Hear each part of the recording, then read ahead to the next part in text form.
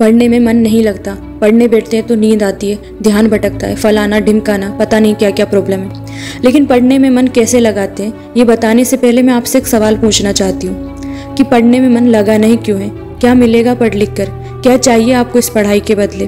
देखिए, हर कोई पढ़ रहा है। एक फेल होने वाला बच्चा भी पढ़ता है और एक टॉप करने वाला बच्चा भी पढ़ता ही है, लेकिन दोनों में अंतर एक ही बात का होता है, लक्ष्य का, टारगेट का। ये वो शब्द हैं, ये वो चीज़ है जो इंसान से वो काम करवा लेती है जिसमें उसका मन नहीं लगता। किसी को मज़ा नहीं आता सुबह 4 बजे उठकर उस मीठी नींद को खोकर सड़क पर दौड़ने में, लेकिन फिर भी वो दौड़ता है क्योंकि उसे कुछ चाहिए उसके बदले में। उसे वो चीज़ चाहिए जिसकी कीमत उसके लिए नींद से, आराम से भी ज़्यादा है।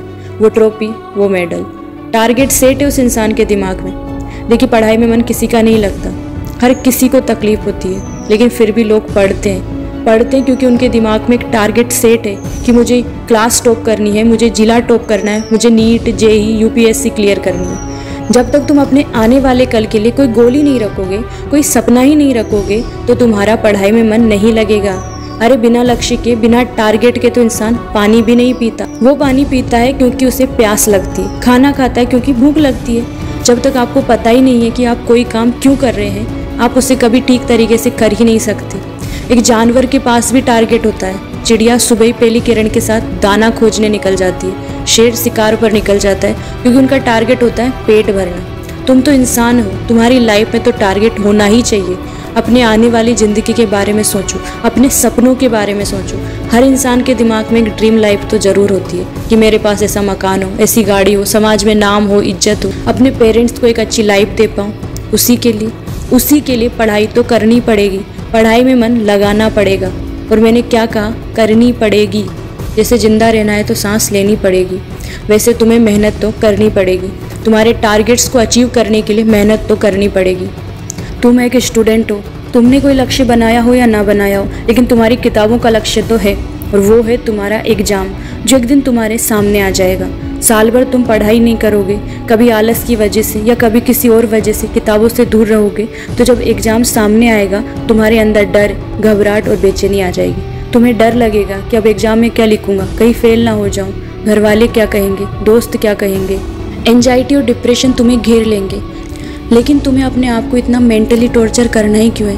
क्यों खुद को परेशानी में डालना है, जबकि तुम्हारे हाथ में है। तुम्हारे हाथ में है पढ़ाई करना, तुम्हारे हाथ में कि साल भर इतनी मेहनत करूं कि जब रिजल्ट आए तो पछताना ना पड़े, शर्मिंदा ना होना पड़े।